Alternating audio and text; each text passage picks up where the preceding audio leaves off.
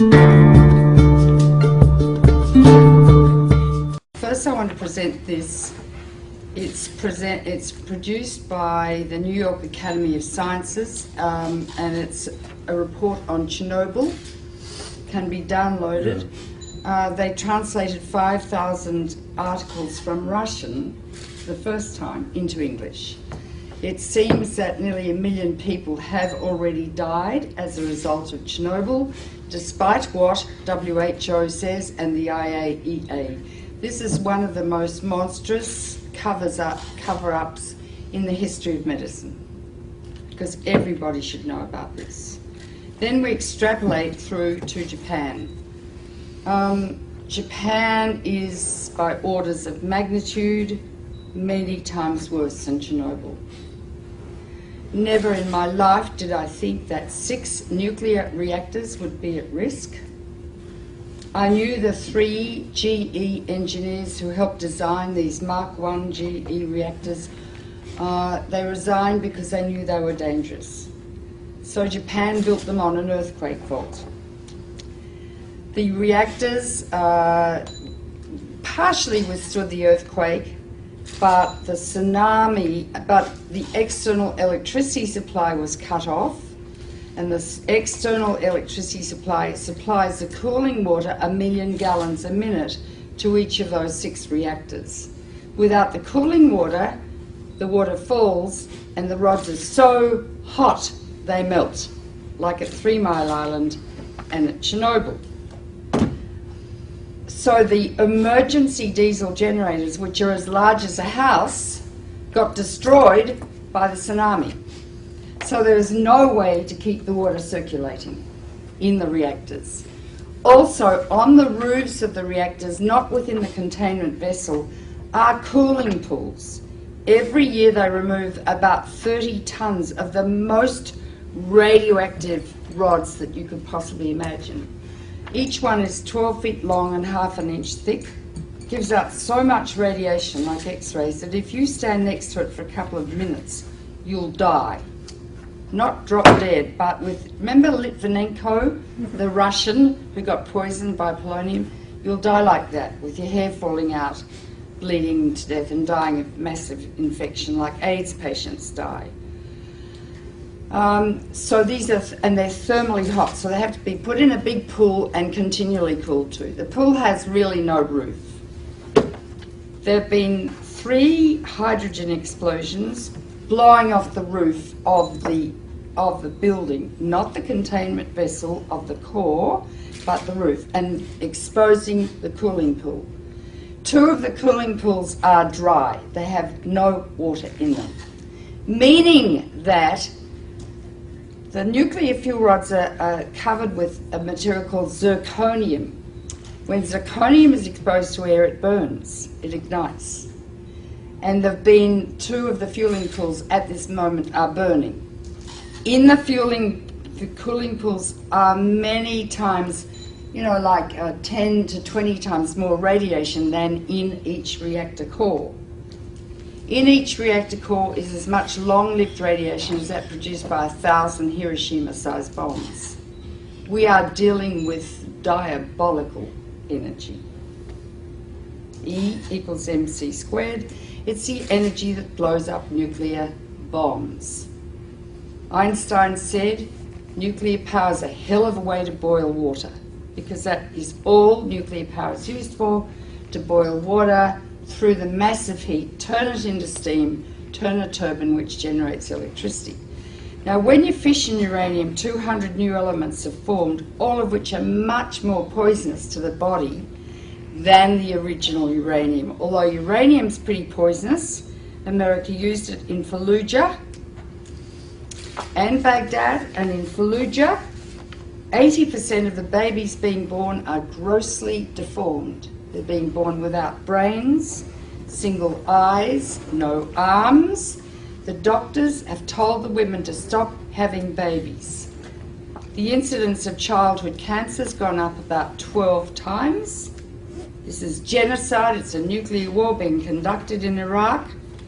But uranium that they're using lasts for more than 4.5 billion years. So we're contaminating the cradle of civilization, the coalition of the willing. In the nuclear power plants, however, is a huge amount of radiation. 200 elements. Some last seconds, some last millions of years.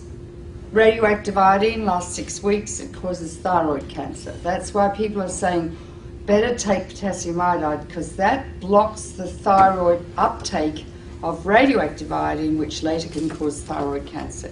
In Chernobyl, over 20,000 people have developed thyroid cancer. They have to have their thyroids out, and they will die unless they take thyroid replacement every day, like a diabetic has to take insulin. Strontium-90 will get out. It lasts for 600 years. It goes to the bone, where it causes bone cancer or leukemia. Cesium lasts for 600 years. It's all over Europe. 40% of Europe is still radioactive. Turkish food is extremely radioactive. Do not buy Turkish dried apricots. Do not buy Turkish hazelnuts or dried... the Turks were so cross with the Russians, they sent all their radioactive tea over to Russia after Chernobyl. But 40% of Europe is still radioactive. Farms in Britain, their lambs are so full of cesium they can't sell them. Don't eat European food. But that's nothing compared to what's happening now. One of the most deadly is plutonium, named after Pluto, god of the underworld. 1/1,000,000th of a gram, if you inhale it, will give you cancer.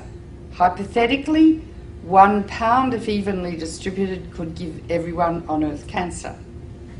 Each reactor has 250 kilos of plutonium in it, kilograms. You only need 2.5 kilograms to make a bomb, because plutonium is what they make bombs with. It's the only country that has a reactor. From your uranium, you are the biggest exporters of uranium in the world, Cameco. Canada sells two things. It sells wheat for life and uranium for death. Right? Plutonium is going to get out and spread all over the northern hemisphere, and it's already heading towards North America now. Plus radioactive iodine-129, its half-life is 17 million years, plus strontium, plus cesium, plus tritium, and I could go on and on and on. When it rains, down comes fallout, and it concentrates in food.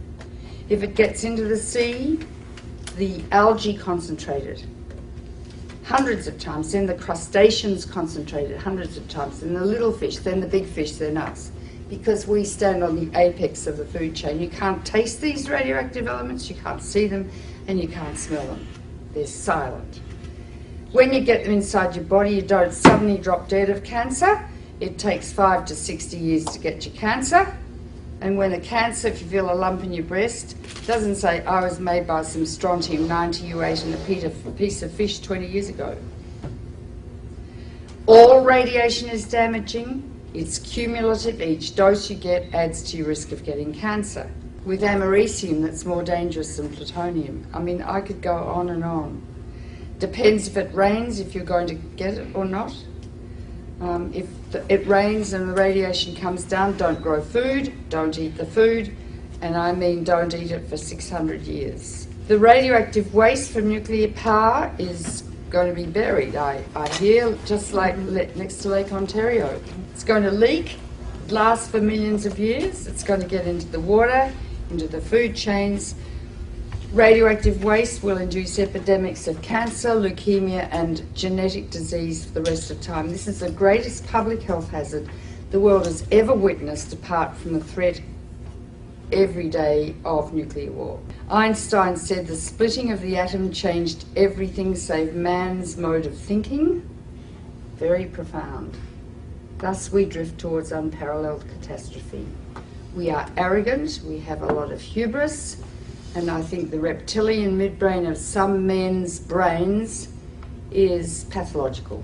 We are now in a situation where we have harnessed the energy of the sun.